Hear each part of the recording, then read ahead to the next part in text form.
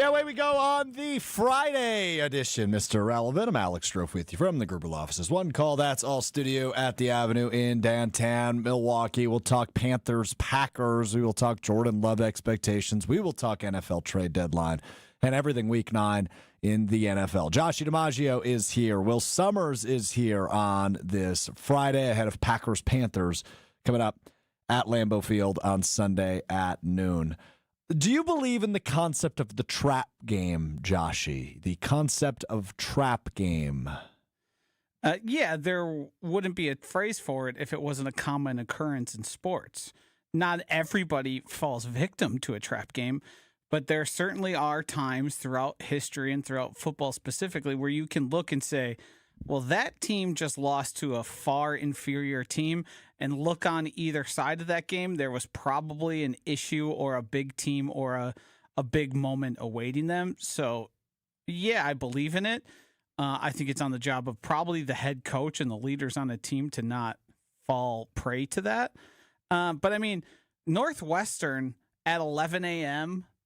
on a Saturday – in that crappy stadium they used to have and the one they're playing in now, that was an all-time go lose to a team that you should beat by 20-plus points. It's fair. It's like that in Utah at night. Yeah. Like no one can win Yeah. I forget, Salt Lake City at night. Yeah, so it's just like, yeah, it certainly happens. Like, Northwestern isn't a program anyone should be typically worrying about. They've had their few moments, but you're playing in a place no one wants to be. Sure. The weather's crappy. There's not a lot of people there.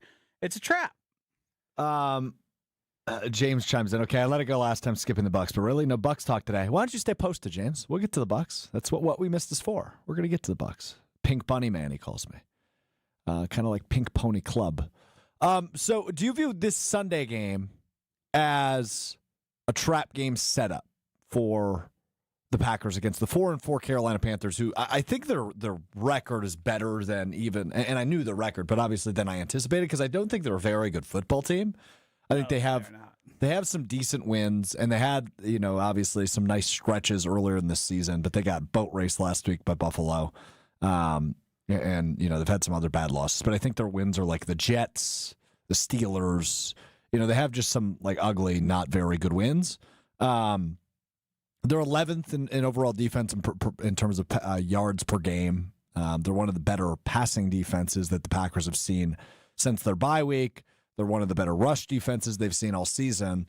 So they have some good parts about them, but they're not a very good team overall, which is why it leads me to think, okay, does this game have some trappy tendencies, given that the Packers have back-to-back home games coming up, starting with Carolina? Obviously, there's a pretty big one at Lambeau Field next Monday night against the Philadelphia Eagles that you could be theoretically looking ahead to. So sure, does it have the makeup of a trap game? Yes, but are the Packers, despite being in first place in the NFC, at a point where they are capable of having a trap game, especially after losing to Cleveland earlier in the season? That's where I get tied up in calling this thing a trap game, even adjacent.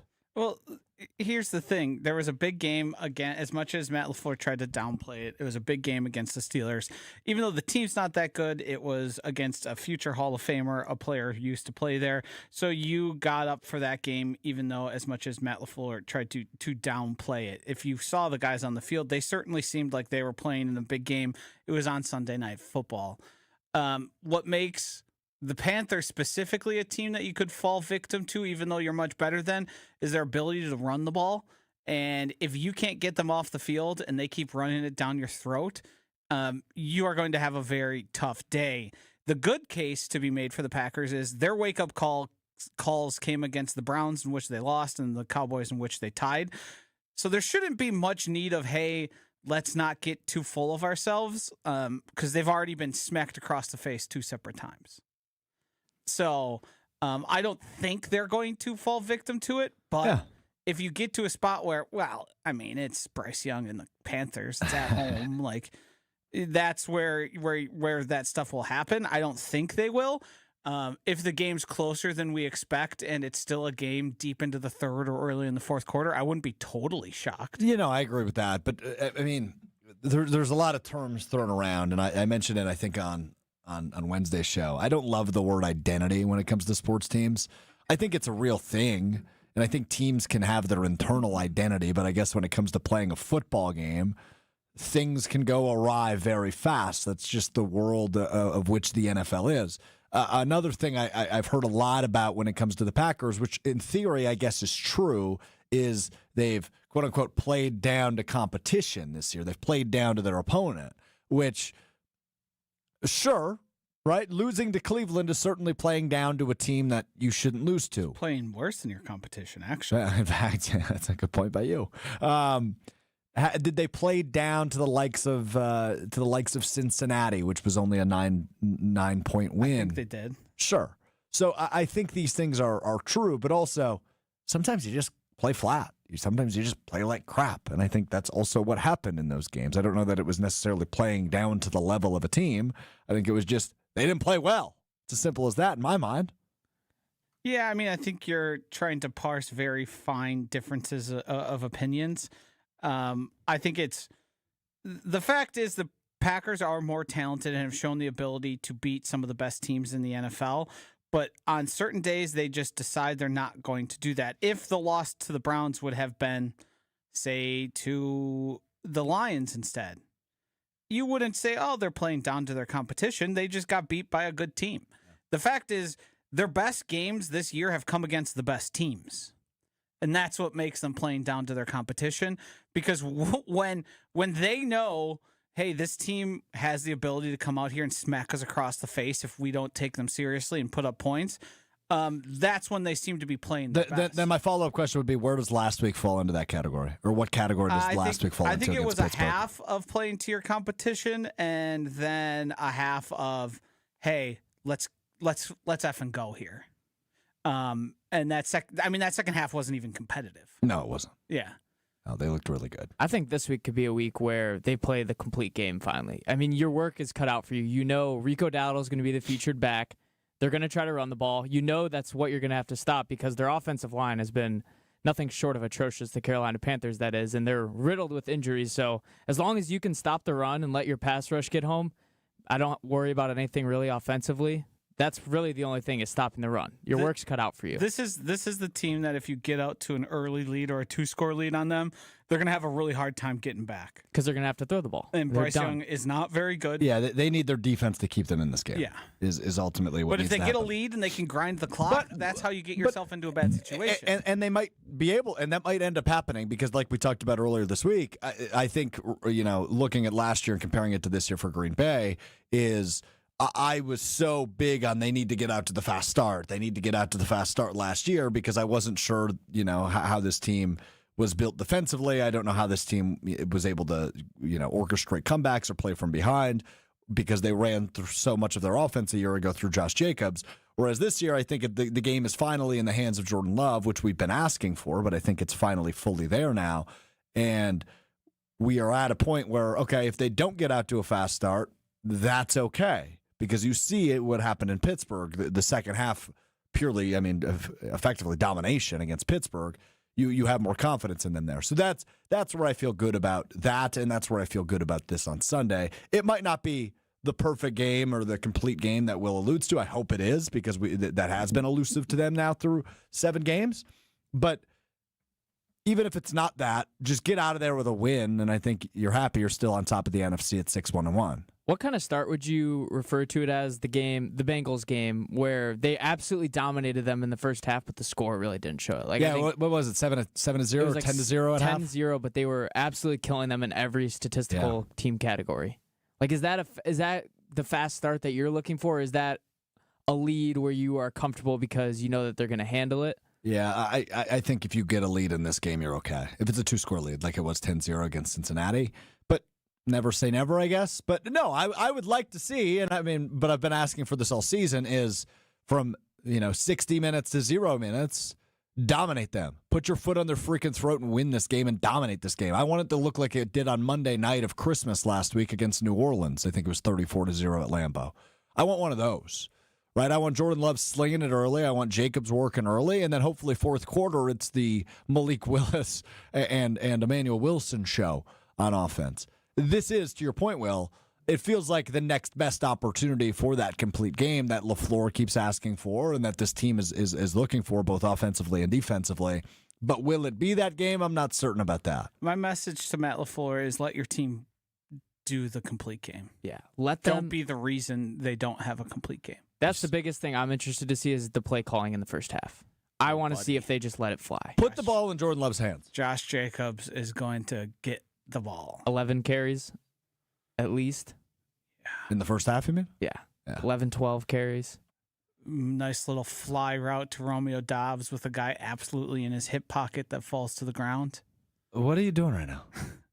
Just talking about the things that Matt LaFleur likes to do on offense. Why? This is what I recognize. But shouldn't you be positive coming off of that win in Pittsburgh? I think you could be as positive as you would like, but I also would have to ignore what else I saw in that game. Do you think Matt LaFleur will hold this team back of what their potential is this season? Yes, and I think he's done it multiple times. Agreed. I think it continues to be the bugaboo for the team. So you do not believe they will win the Super Bowl this year because of nobody more than Matt LaFleur? I don't think I'm saying that. I think Matt LaFleur can change and evolve and adjust. But you haven't seen that yet. I haven't seen it. Even last week. No, I mean, in the second half, they finally decided to throw the ball against the worst passing defense in the NFL. The fact that wasn't part of the plan to the start, and you were so enthralled with getting Josh Jacobs carries of him not really doing anything and then didn't really have plans.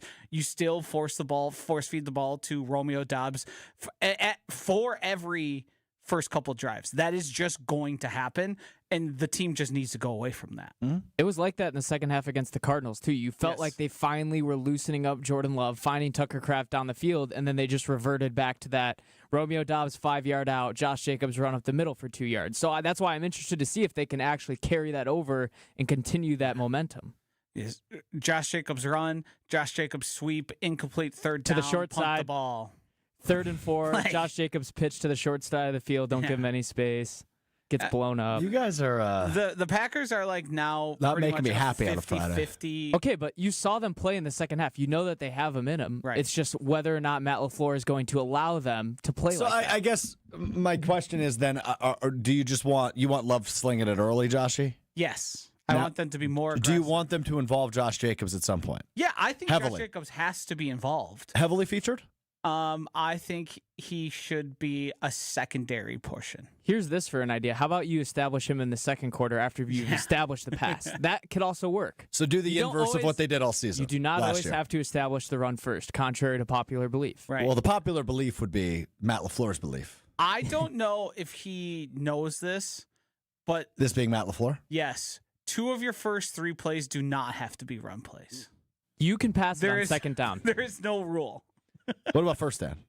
It doesn't have to This be should run. be the week they do the week 1 against the Vikings thing from a few years ago. Rodgers was still the quarterback. First play of the game, send Matthew Golden down one sideline, send Christian Watson down the other, and just let Love throw it 40 yards. Even if he throws an interception, I don't care. Like, as long as they Arm are punt on making first an down? attempt, yeah. Well, I mean, Matt LaFleur would care. That'd be grinded Yeah, out. it would be Josh Jacobs the rest of the game. Yeah. Jordan Love would throw 3 passes that game. I just don't want to see him play it safe early. I want him to put them away. I just want to get to the point where we are confident, and I am confident. I don't know that Matt LaFleur is confident, but I want us to get to the point where we are confident that, like Aaron Rodgers and like Brett Favre, Jordan Love is just going to be the reason you win football games. And I do feel that way. I think we are at the point now where we can trust Jordan Love to be the reason you win football games, not a guy you win with, a guy you win because of. And I'm not certain that Matt LaFleur, given his play calling throughout the course of this season through 7 games, is sold on the fact that Jordan Love is the reason you win football games. mean- He might just be a guy you win football games with. It was just 2 weeks ago that he tried to kick a field goal in the most obvious go-for-it situation. No, Yes, and then Love did not say anything to my understanding, but he went to the sideline with a pissed-off look on his face. Yes. And LaFleur changed course, and they went for it, and it worked. Yes. Correct. And we thought, hey, is this a turning point? He's going to trust him. And then first half happens again. You go, well, no, not really. No, he's not going to do that, I guess. Yeah. I think you put it nicely when you said you compared winning with him and winning because of him. It felt like in the second half against the Steelers, we won because of Jordan Love. Yes. Yeah. I agree. And Tucker Kraft. Who's very good at football. And frankly, I don't think we've done a good enough job. I don't know if anybody's done a good enough job, except on social media, talking about how great he is. I've been comparing him to George Kittle since he was a rookie. No, I know that, but I don't know that I've heard you do that this week. I mean, I called him an all-pro. He is an all-pro right now. First or second team, I'm not sure which. He's first as of this point. There's nobody better. Tyler Warren? No, hasn't been better. I only say that because Indianapolis is... Yeah. Like right now they have... Tyler Warren's been good. He's been targeted more. He has a little bit more in counting. If the season ended today, though, Shane Steichen wins Coach of the Year. Yes. Daniel Jones is probably your MVP if the season ends today. Definitely most improved player. I don't think that's an award in the NFL. Yes, it is. Is well, it? it's No. comeback. Comeback Player of the Year, yeah. Yeah, he probably wins that. You're right. Offensive Player of the Year in Jonathan Taylor. Offensive Rookie of the Year in Tyler Warren. Right? Yes. I think it's hard to compare Tyler Warren and Tucker Kraft because they're used very differently, too. Like, Tyler Warren is a lot more of a gadget tight end where he's running the ball on some occasions. He's an H-back. Yeah, essentially. He's a fullback that's super athletic. Yeah. Whereas Tucker Kraft is an offensive lineman that can also run routes. Yeah. He's a traditional tight end. Yeah. He's a Kraft yak dog. and cheese. He blocks and then he runs routes. If Tucker Kraft retired today, we would put him above Jermichael Finley. Yes. We would put him above Bubba Franks. Yes. And how about Chewy? No, because of the winning and the longevity of it. Yeah. But he's the best tight end the Packers have had since Chewy. Yes. Yes. And obviously he's a better receiver than Chewy, And but he different Yeah, leagues. it's era dependent and Right. They're different leagues. Chewy will happily admit to you that guy's a little more athletic than him. Just a little bit. Now Chewy probably, and as crazy as it sounds, Chewy was a better route runner, more precise, but that doesn't really matter for a guy like Tucker Kraft, who's just going to forearm shiver, stiff arm, hurdle, run through people, and create more yards. So they're different in that way. But in terms of like pure athleticism, Tucker Kraft is like, I mean, he's one of a handful of tight ends that are that athletic. Yeah. I agree. Seth pushing back. He says above Finley. Finley was better, wasn't he? He just got injured. He was a really good tight end. And obviously the career-ending injury cut his career short. Yeah, I mean, but what Kraft has shown in such a small sample size is he is going to be elite. And I did say if he retired today, he'd probably be on about the same plane as Finley, I guess, because it'd be a shortened career. But Kraft is going to be. I mean, he's this team's number one pass catcher. We've talked about this now for 2 years. It feels like. Do they have a number one pass catcher? The answer is yes. It's Tucker Kraft. And now we get to see more from Golden and more from obviously Christian Watson now that he's back in the fold. They're eventually going to get Jaden Reed back. Savion Williams, I believe is how you say that. I learned this week. Is that Savion? he's Savion to me forever. Yeah, I tend to agree. Bijan. Yeah, it's one of those situations we got going on in Green Bay. The most amount of yards Jermichael Finley ever had in a season was 767 and 8. Well, that's more than Kraft, but he will definitely beat that this year.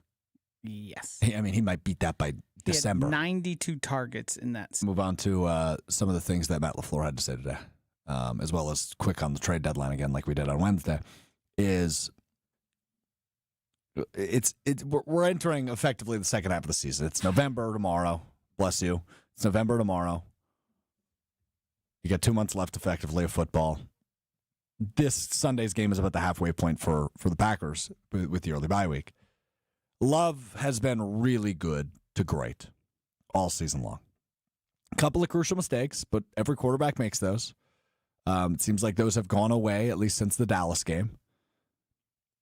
I'm anticipating Jordan Love to be a legitimate contender in the MVP conversation, to the point of where he's maybe even a finalist. I don't expect him to win, but I expect this team to keep winning, and I expect him to be a reason they win at least 1 or 2 more games this season as we get into the second half of the season. Just continue to fling it. Hopefully Matt LaFleur continues to trust him like he did in the second half against Pittsburgh. And I think this guy's legitimately in the MVP conversation. That's what I expect the remainder of the season as we enter the month of November on Sunday with that game against the Panthers. Fair expectations? I think it's fair to expect that just because we've seen a guy be able to play that way.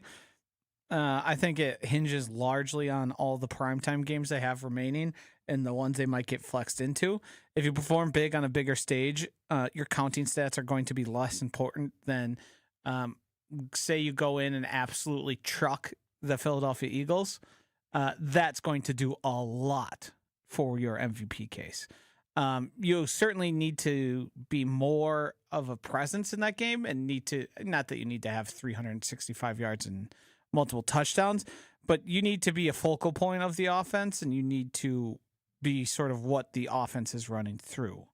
Mm-hmm. Josh Jacobs and the idea that the Packers rely on Josh Jacobs so much has been a detriment to Jordan Love to this point. Just because they think it's largely play calling, it's largely a dominant run game, and then Jordan Love is kind of just out there doing the don't make a mistake thing. Yeah. I'm with you on that. You all right over there? Yeah. Making a lot of bodily noises. Some sneezes. You sick? No, I don't think so. Just little allergies going on? Yeah, it happens. Huh. Definitely does happen. Will, you okay? I'm great. Good. Trade deadline is in 4 days. Good counting. Yeah, it's one of those days. I am over the rumors and, the Packers potentially called about this guy. So they called about Denzel Ward from Cleveland on Twitter. I don't know how legitimate that report is, but I saw it.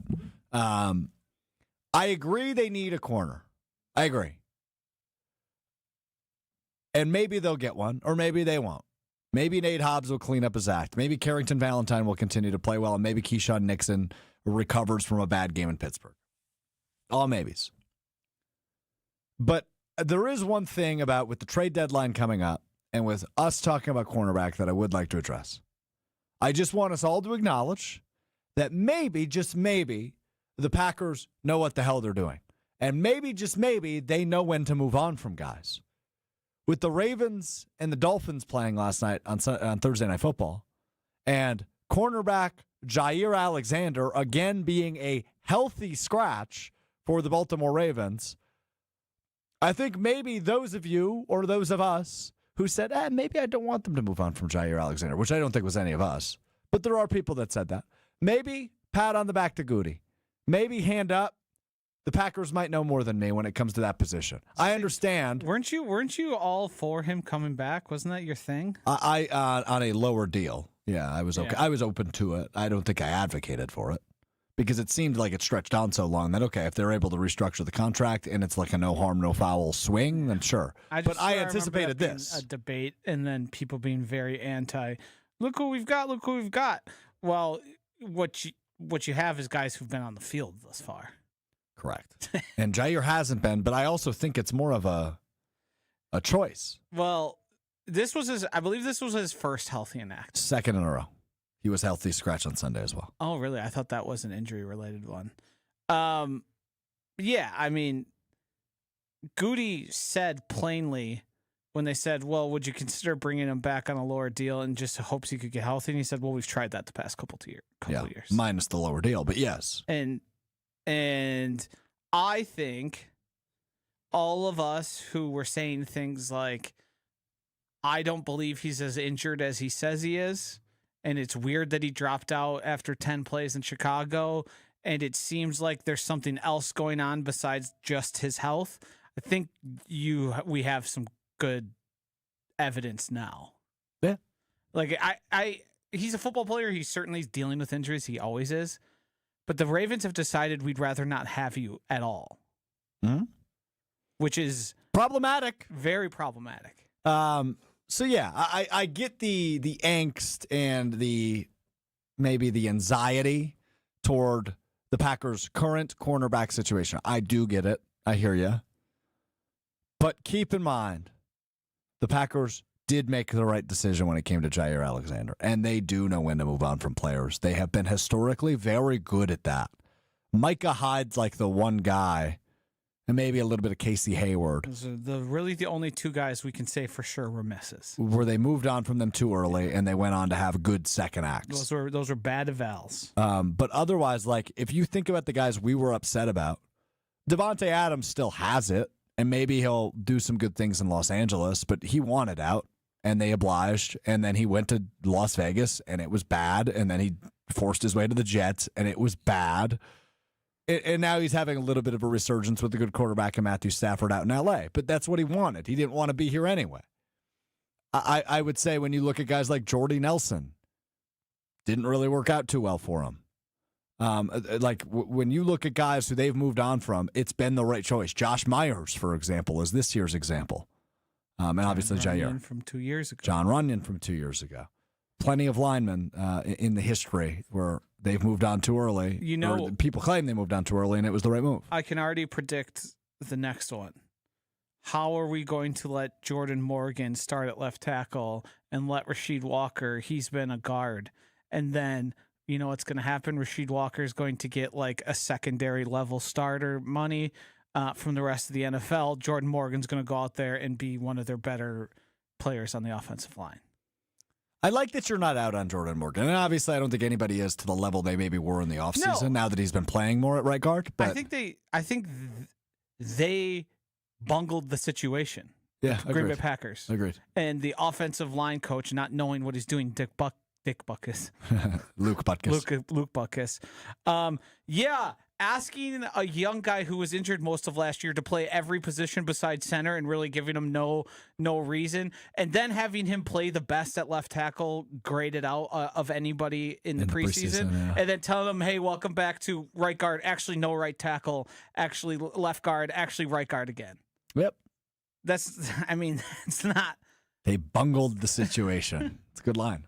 And you're right, they did. But they've got their 5 now. Yes. Aaron Banks has been playing fine. Isn't it crazy that we can, from the couch in front of our microphone, say, this probably isn't the best way to do this? And then they end up just agreeing with us, but not admitting that they were wrong to try what they did. Well, they end up agreeing with us a month after. Yes. Yeah.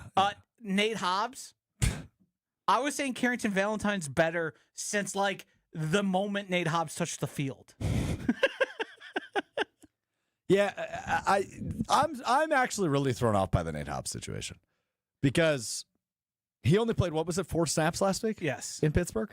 And then he comes out and says he has, quote, elite focus, end quote. Yeah. On working his way back in the lineup, which, great. If he has elite focus. I'm happy for him. I'm happy for him. I don't know that I've ever had elite focus to anything in my life. That's probably something to do with the ADHD I suffer with. Yes. That's a different problem. Fair. Do you have elite focus? On anything? I think I can. Okay. Do I think I am elite at it and putting me amongst the highest rung? No. I'm sitting in a room with you right now and Will on the other side. I don't know if anybody with elite focus skills would be doing that. That's no fair, disrespect. Fair point, but hold on a minute.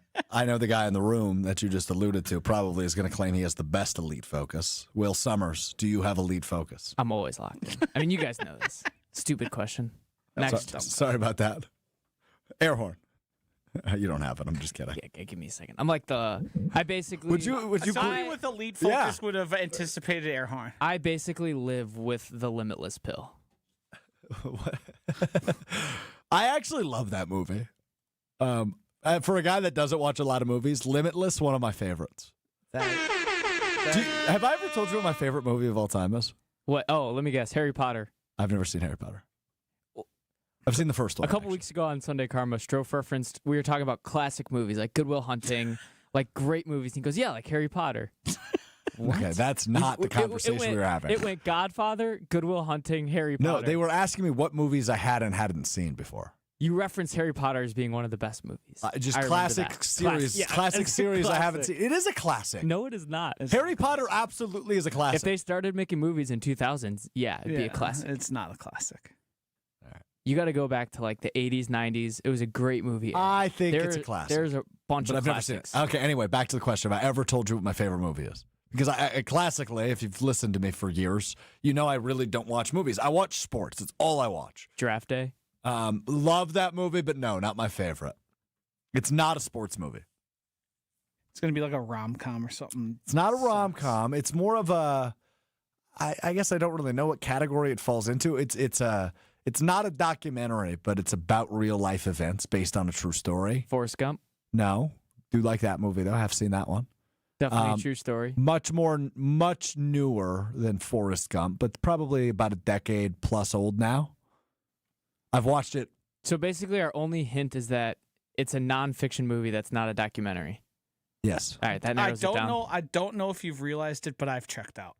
The Social Network is my all-time favorite movie. Okay, that is a good one. I'll give you that. That is regarded as one of the best movies since like the year 2000. Love that movie. Not a classic, but a great movie. Not a classic? Not a classic. No, not a classic. Too new to be classic. Yes, too new.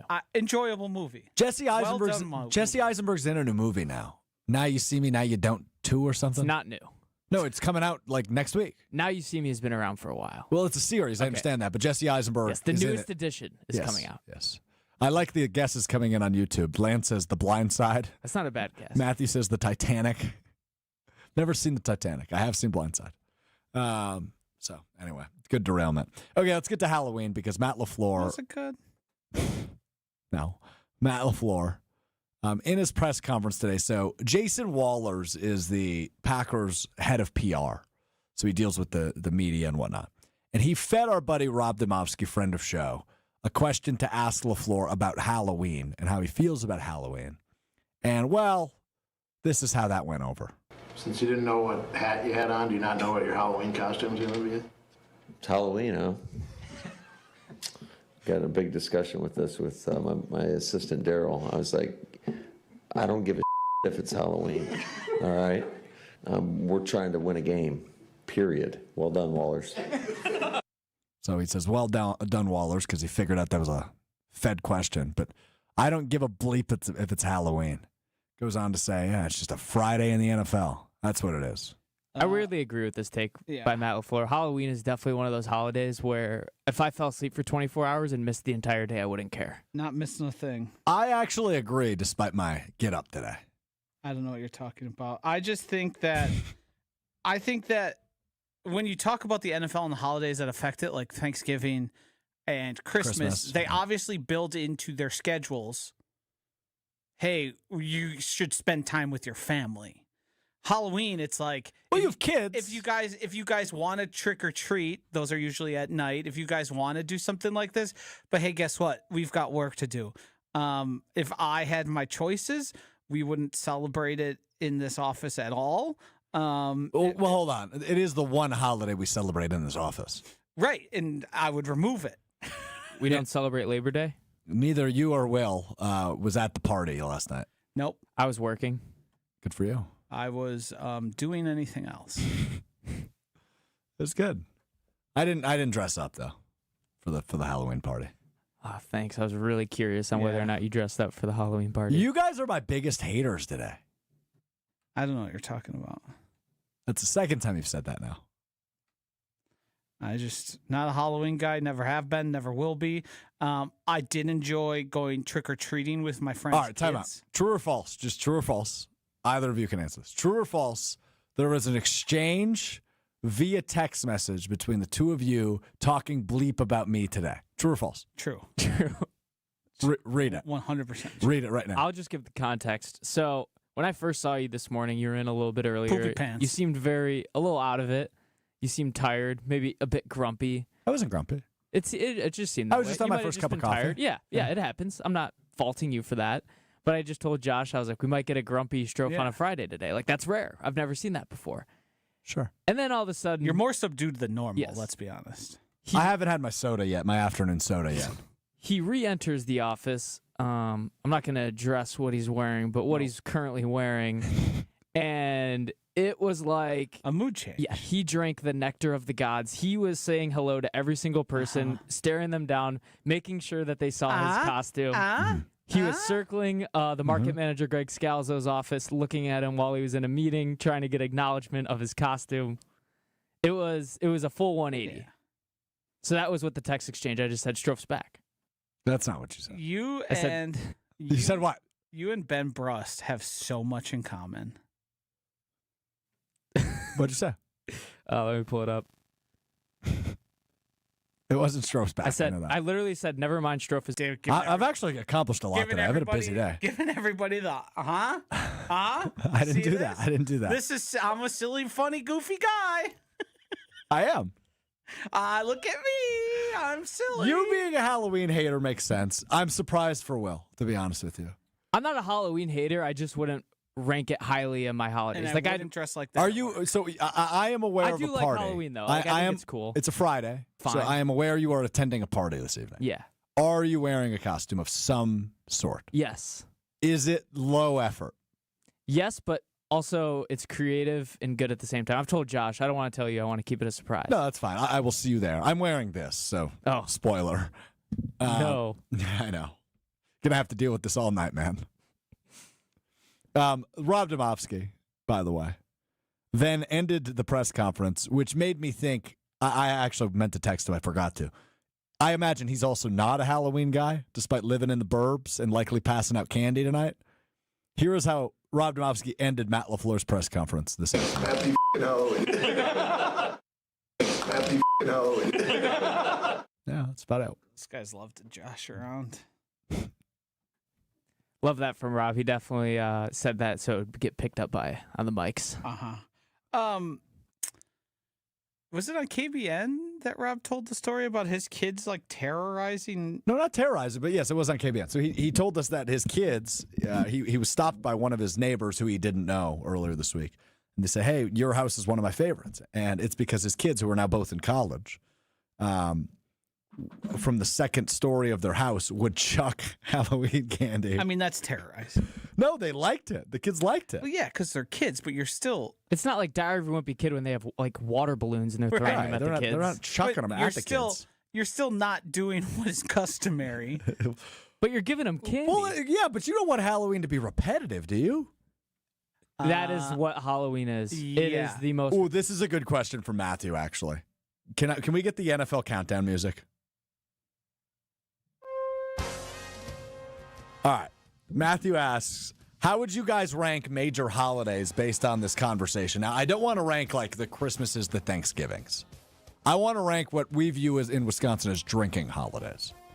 Okay, I got the first pick. It's done. 4th of July. Yeah. Okay, I'm going to take New Year's Eve. Amateur hour. Yeah, I'm going to take Labor Day, too. Labor Day is a good one. Labor Day weekend, I would assume more so than Yeah. Labor Day. Yeah. So you're going back to work on Tuesday. Mm-hmm. Okay? Joshy? I need to think of what are my other options. Is it snake draft? Do I get another one? No, we're just going in a circle. Seems unfair. We can go snake draft. Go ahead. Get another Memorial one. Day, Didn't Josh already take that? No, he took 4th of July. 4th of July. They're different. All right, so you've got Labor Day and Memorial Day. Those are like my two favorites. So just a 3-day Oh, weekend where you can go I up to a mean, lake. I think It's the my next- pick, buddy. the It's next- my pick, buddy.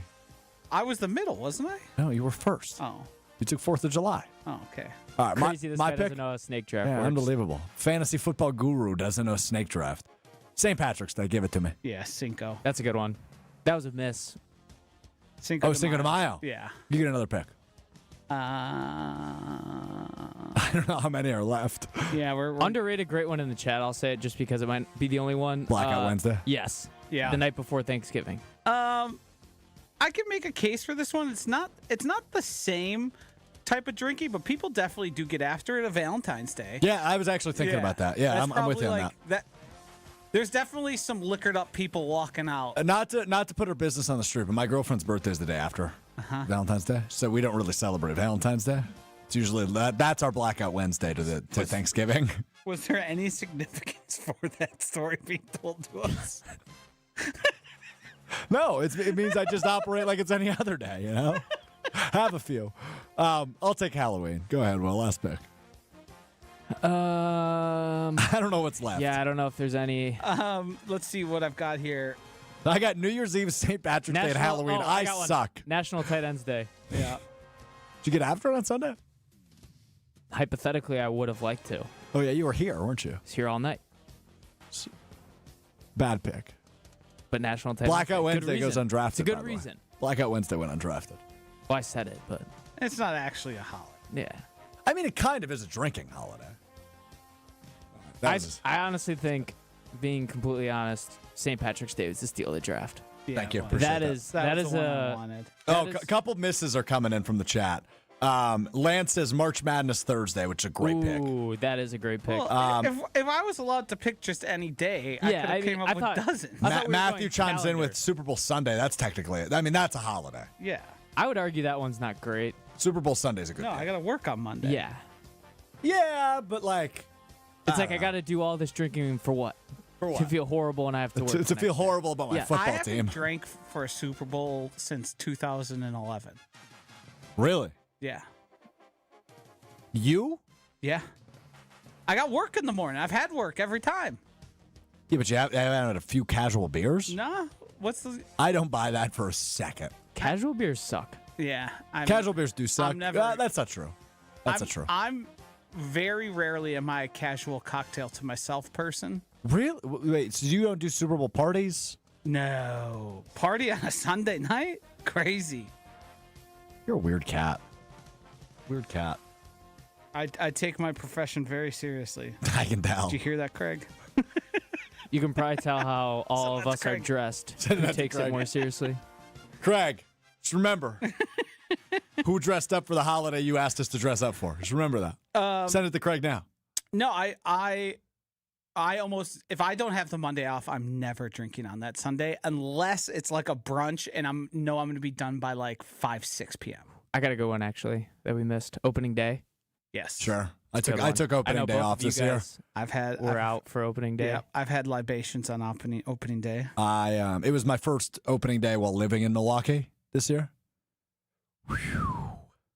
Got a little blurry. Just put it that way. We did it perfect. We left the game a little bit early. We went out, had like a roundup. I was in bed by like 7 I was too. and slept through, woke up, no hangover, was Yep. here in the morning, ready to go. Yep. Same thing. The thing is, and I've gotten better at it, not everyone in my house is as good at it as hey, we've done enough. Yeah. That's a challenge. I'm getting better at that as I grow up more. I've been good at it. It's just, if I'm having a good time and I say, hey, we should probably go, and Mussolini says, nah, and then that's where things get hairy, dicey for me. The past couple of weekends, I've felt myself start to get older because it's like I'll be out and then Here we go. I'll get into bed and I'll look at my phone. It's 11 o'clock and I'm like, oh my gosh, All this right. is the best. Are you by any chance referring to this past Saturday particularly? Yes, Saturday. Went out, watched some college football. I was in bed by 11:30. It was phenomenal. I slept great. I'm just out of curiosity. I'm just wondering, did anybody prior to you deciding to go home say, hey, I'm going home? Did anybody do that you happened to be with that day? Yeah, and then I went and did something else because they're lame and go home super early. He's referring to me. Duh. Thanks, Energizer Bunny. I keep getting Ralphie from A Christmas Story. That's what I thought the first time you showed us this. I did want to proceed through the entire show without acknowledging it because the subtle funniness of you trying to give like a serious take Oh, I know. while dressed ridiculously. But as we Hold up. Props to me real quick. So as you guys know, I talk with my hands a lot. Now I've rolled up my sleeves. But at the beginning of the show, I had the mittens on, and I caught a glimpse of myself moving my hands. I look so ridiculously dumb. yeah. I look so dumb.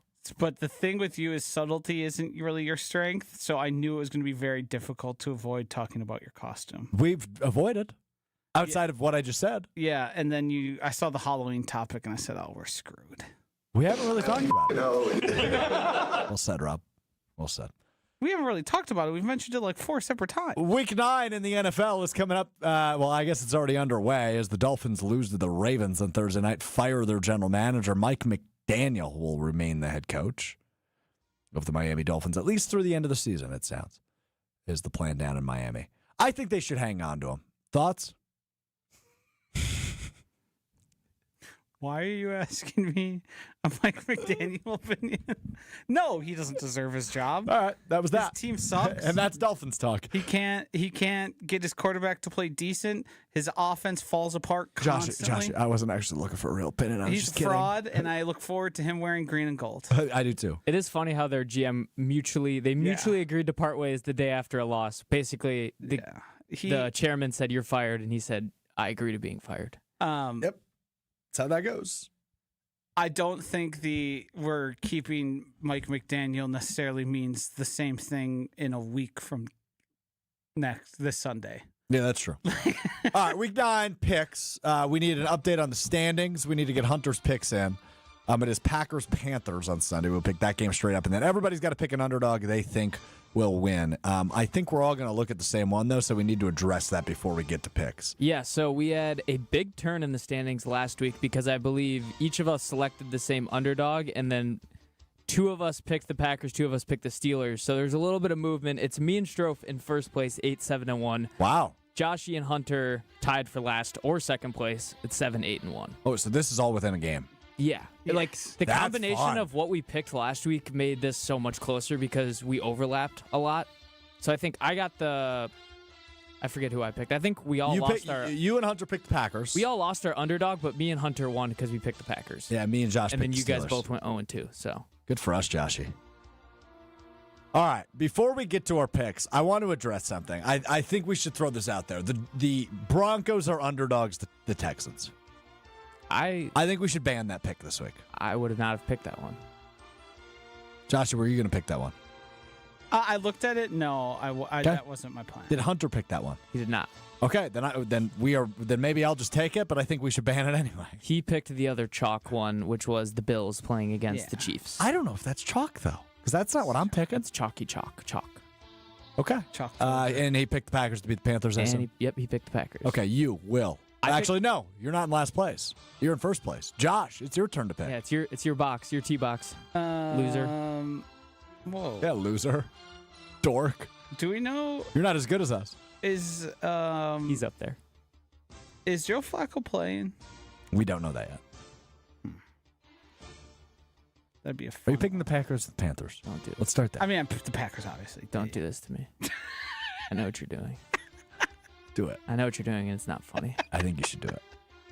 It's really not. I mean, I'm looking at all these games. I think the Colts should win. I mean, the Raiders are terrible. Saints don't have a prayer. Yeah, there's some weird games this week. Packers are favored by 12.5, and they are not the biggest favorite in the league this week. Don't do it. No, I'm taking the Bengals. Nice. You did it. It's disrespectful. Nice. See what he did there too? He asked if their starting quarterback was playing, and then he knew that he knew that it was not announced yet whether or not he'd be playing, and still picked him. He did all that on purpose. He knew. That was all orchestrated by Josh. And it worked. Yeah. It worked with T. He played dumb. Listen to yourself He's right playing now. dumb. Listen to you. It worked. You let it work. This is your fault. I suckered you. Well, Packers, Panthers. I got the Packers, and I got a little bit of a wild one here. I'm going to go with the Falcons on the road against the Patriots. The Falcons. I was looking at this. The Falcons are one of the most polarizing teams in the NFL. They make no sense. They killed the Bills on Monday Night Football, and then they'll get blown out by the Dolphins. But I think it's basically like every other week they play just an unbelievable game, and they play up to their competition a lot too. So I'm going to take them on the road against the Patriots. I mean, did they lose by 30 to Carolina earlier this year? They've lost. They got killed by the Panthers and the Dolphins. Yeah. But then they also beat the Bills, which makes killed the Bills. I've got 2 picks. Can I use the Broncos? I mean, you were the one that was You just bringing. banned I was going to ban it because I thought everybody was going to pick it. No, it's banned. I thought the Bills were the chalk pick. So Will thinks I can pick the Broncos, it sounds like. I don't care. I think the Texans are going to win. They don't have Surtain. Okay, then I'll go bold. This is my bold pick. Uh-oh. We should just let him take the Broncos. He definitely didn't know that Surtain was out. No, I didn't know that. Okay. But I don't Sorry. care. I don't think the Texans are very good. And I think the Broncos are good. They're pretty good at home. Yeah, the Texans are pretty good at home. 2-1 at home. 2-1 at home. And they finally decided, hey, those young guys we drafted. Xavier Hutchinson? Jalen Noel and Jaden Higgins. They decided, hey, maybe we should play them over dead Christian Kirk. Forgot he's in the league. I'm picking the Steelers over the Colts. Give me Aaron Rodgers this week. Well, Is that in Pittsburgh? No. Okay. Oh, yes, it is. Sorry. Yes. Well, it is. Pitt also does not play a game there the night before, so in case you're wondering, the field That conditions affects will the be field- pristine. Yeah, great. That's a pretty good use of the word pristine. Yeah, I don't know, man. Michael Pittman might have 85 catches on that defense. He might. But I'm just feeling some type of way about the Colts that it eventually needs to come crashing down. I don't think the worst passing offense in all the NFL that can't stop anyone and is the most expensive but being the least productive I don't know if that's your spot. I think the Colts are the best offense in the NFL right now. Oh, they are the best offense in the NFL. And you're right now. picking them to lose against the worst defense. I told you it was a weird one. Wait, no, I just wanted to talk that out. I wasn't sure where you were going with that. If I the just wanted- Steelers win, So your reasoning Well, is just because you love Aaron Rodgers? if the Steelers Say it. win, though, Say Say it. Say it. before I say it, before I say it, Go ahead. you done? Yeah. Go ahead. Take it away, buddy boy. The Steelers win. I'm gonna come back there.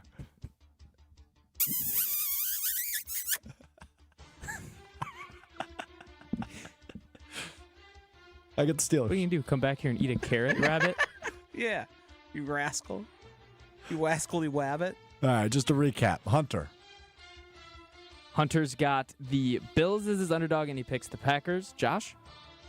I picked the Cincinnati Hold Bengals on a and the minute. Green Bay Packers. Can we acknowledge how disrespectful that was? Yeah, he Well, didn't we're wanna just say going it. in order from bottom to top. He didn't want to say it. Yeah, we are. He didn't want to say it. All right, Josh, you have whom, sorry? I have the Green Bay Packers and the Cincinnati Bengals. Yeah. Noted. Noted. Well, Noted. I took the Green Bay Packers and the Atlanta Falcons playing the Patriots. That was the one I wanted to pick as well. but It's so then- interesting. I'd like the record to show I was going to go Packers-Broncos, but I'm going Packers-Steelers. Again, no one's stopping you from No. doing that. Literally No, nobody. Josh is. No. No. So You I can't. just- You I got can't- cold feet now. We just told you it was a bad Your pick hands and off you the pivoted. chess piece. You already took the Yeah. Steelers. Hand is off the chess piece. Steelers it is. Those are our Week 9 NFL picks. Reminder, the loser of this spends wild card weekend at Will's apartment doing whatever Will wants. If Will loses, 3-course meal for all three Is of us. it? I don't know. What did we land on? I think I have to go. Oh, you're going to I Hunter's. basically have to go to Costco Wild card weekend at Hunter and Sarah's. Yeah. and have the worst weekend ever. He's gone from like being kind of nice about it Yeah, no. to just not being nice about it at all. Well, you know Hunter's going to try to make it hard on me. Yeah. He's going to Yes, make he me should. like read a book with Which, him if or Hunter something. loses, you have to make it hard on him. No, the best, and I don't even know if Hunter's into this, but like making you play Dungeons and Dragons or something. I don't think Hunter's Something into that. real nerdy. Watch Star Wars instead of. He does have a Star Wars tattoo. That could be up his alley. Batman. Imagine. How about we stop giving him ideas? Imagine there's just don't lose. There's a barn burner of a game on Wild Card Weekend, and you've got the Rise of Anakin on the TV instead. True. I'm just going to bet all the unders. I'm going to hope it's the worst, all the worst games, the most boring games. All right, it's time now for what we missed and what we learned, which is presented by Door County Distillery, locally produced, handcrafted, award-winning spirits made locally in Door County. Whiskeys, vodkas, rums, gins, brandies, and all the in-betweens. They will elevate your Halloween party, your tailgate, whatever you got going on this weekend, or anything upcoming. They're available all over the state, Green Bay, Milwaukee, Madison, all the in-betweens. Check out their website, doorcountydistillery.com. Find the retailer nearest you, as well as a huge list of unique cocktail recipes. How about those Milwaukee Bucks? 4-1 to start the season. Hot start for Milwaukee, even without KPJ, without Giannis last night. And what do the Bucks do? Well, Ryan Rollins just outperformed Steph Curry in a win over the Warriors. Every aspect of the game, Rollins outperformed Curry. And what a story he is, what a story he has been, was on the two-way contract last year. Finally carved out a role within the team due to some injuries, was the starting point guard a couple times last year. This offseason, we don't really know what his story is. The Bucks end up signing him late in free agency, bring him back, and good thing they did because Kevin Porter Jr. gets injured in the season opener. Rollins, back-to-back games with career high in points. 32 last night, shot the freaking lights out of the gym in a win over the Warriors. He's been an awesome story, and the Bucks get another win, this time without Giannis, though, with a 4-1 start to the season. I'm pretty fired up about this team, man. I think Cole Anthony's been awesome. Go ahead, Will. I was just going to say, I think KPJ can kiss his starting spot goodbye. I think he might be onto something there. Right. And he's a good depth piece. Like, I like what KPJ brings to this team. Off the bench, he'd be phenomenal. Definitely somebody they need in their Part of rotation. that second unit. when was the last time KPJ had a game like Ryan Rollins just had? March. Yeah, it'd be last season. Yeah. I don't even know if he ever had a 32-point game, though. Yeah, I know he was in the 20s a is couple times. KPJ scoring that Even much? when he did, though, it did not look as dominant as Ryan Rollins did No. last night. Ryan Rollins, you could see there was at times where he kind of just let the offense develop on its own, and it stalled. Like it was shot clock winding down, bad takes. He's going to have a legitimate case for most improved player. Yeah, and then at one point he just said, bleep it, I'll do it myself. And from then on out, the offense ran through him. It felt like other guys were just finding spots because he was just killing Curry all night. Not to mention... You were there last night, yes, right? Yeah. He was also defending Steph Curry the entire night. And for most of the first half, he did not score on Ryan Rollins. Esteemed member of the media, Will Sommers. Yes. Big Money Summers. This is Big J stuff. Are you going to be our official Bucks Big J of the show? I mean, I can be since I'm just, like this... Again, the Swiss Army knife. Mm-hmm. People say that often. James the Postman, I haven't been this excited for a Bucks team in years. And don't you think for a second that Giannis isn't noticing the potential of this young team as well? Do you mean is noticing the potential? I think he notices it. Kevin Porter Jr.'s best game last season was 28. Okay. 28 and 5 assists. Yeah, Rollins was out of this world last night. He's a legitimate two-man for them. Like, he is their legitimate second scorer. And I know it's very early in the season, but if he keeps up this pace, I think he better impacts his team than Damian Lillard did. Oh. Well, I mean, he was... Not a super high bar, I guess. Yeah. But well, I mean, given the expectations and the hopes of Dame, that's a bold claim 5 games into the season. If you just look at the scoring, yeah, Dame's got him. But if you look at the way the offense runs through Ryan Rollins, and not to mention Cole Anthony, who are prolific passers, not just great shooters and great scorers, but can pass the ball, play exceptional defense, I think all around they impact the Bucks more than Damian Lillard did. Here's the thing. If Ryan Rollins ends up being this like found gem, he's 23 years old and is like an actual person we're talking about, like all-star game level potential player, that locks in Giannis and it opens up opportunity to... I just want to go back to something real quick, though, that Will said. And he's like, Rollins is a legit number 2 scoring option, which isn't necessarily false. I said at the pace he's going. Right.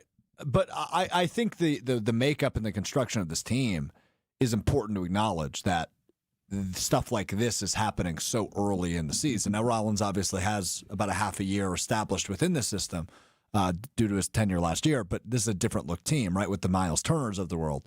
Kuzma's actually looked pretty solid through these first 5 games. I know a lot of Bucks fans didn't have super high hopes for him entering the season. He's looked good. Cole Anthony, to your point, has been awesome off the bench for this team. Gary Trent has had his moments. There are so many different options on who can be the number 2 scorer behind Giannis on any given night. And now, again, I agree with you. Rollins could look to be the most consistent option behind Giannis.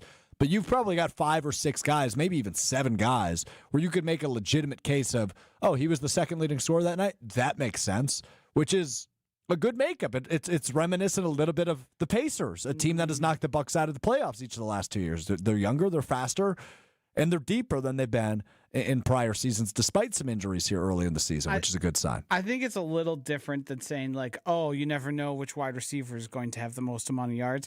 I think in the NBA, having an established go-to guy is really important. Well, they have an established go-to guy. His name is Giannis. No, I mean behind that guy. Like you mentioned that somebody else could be the second leading scorer. And yeah, like Gary Trent Jr. might score 30 a game or one game.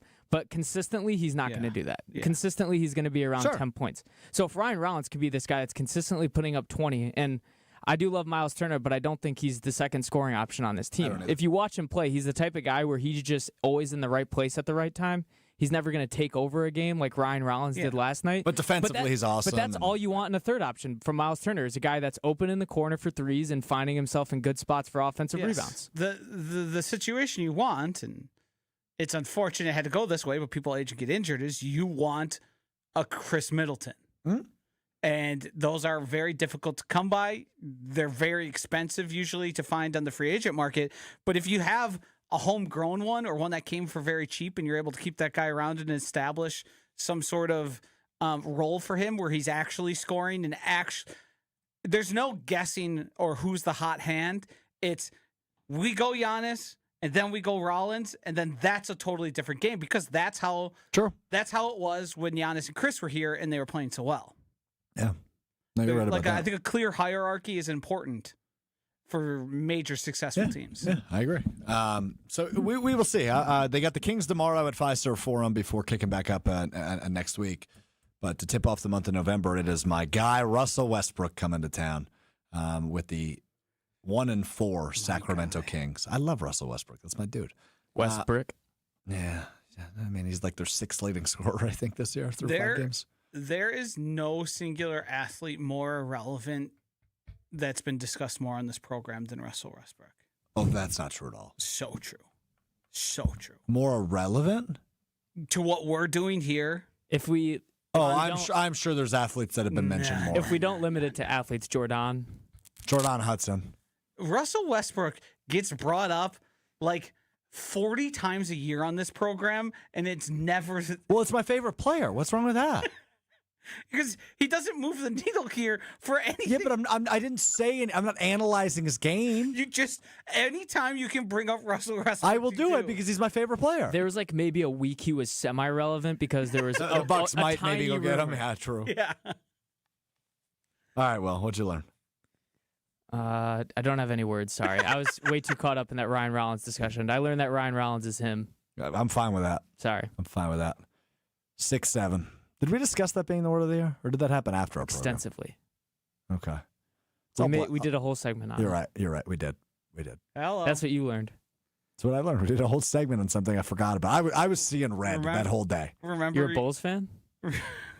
Remember, was you dumb. asked, "Do you know what the word is?" And then I gave the perfect diagnosis. They usually pick That's right. something that's mean. Yeah. Okay, fine. We're done. All right. Enjoy Packers Panthers. I'll talk to you on Green Bay How game often day. do you think he's listening to Beginning us? at 9 Will? a.m. I listen extensively. There's a couple times where you'll say something and be like, where he's just recalibrating, where he's definitely listening, but he just wasn't ready to respond. He was hearing, not listening. Do you guys discuss this in your group chat behind my back too? No. No. Because it's not a group chat. If it's This just is the two also of you. this is also the first time, and it's because it was a follow-up, because I said Strouf is tired today. Yeah, and the initial one was What interaction do we have that I seem tired? Where I said, I'm dressed as you for Halloween. You said, I don't have white shoes. And I said, you're wearing white shoes right now. Oh yeah, I forgot about that. Yeah. See, you were out of it. I am wearing white shoes. That I was don't have white shoes. That wasn't crabby though. That was a No, misdiagnosis. I just said you just seem tired. All right, we're done here. But you also said you don't have. We'll talk to you on them, but you were Monday. wearing them. I also declared you were back, so I don't want any more backlash. 12:30 Central, ESPN Madison, ESPN Milwaukee on YouTube, the ESPN Wisconsin app, Apple Podcast, Spotify, wherever you get your podcast. Just search Mr. Irrelevant. Will be the first result that pops up. I'm mad at both of you, but I'll get over it because I'm not a crabby guy, okay? Come on. I'll talk to you on Monday. Peace. Happy Halloween.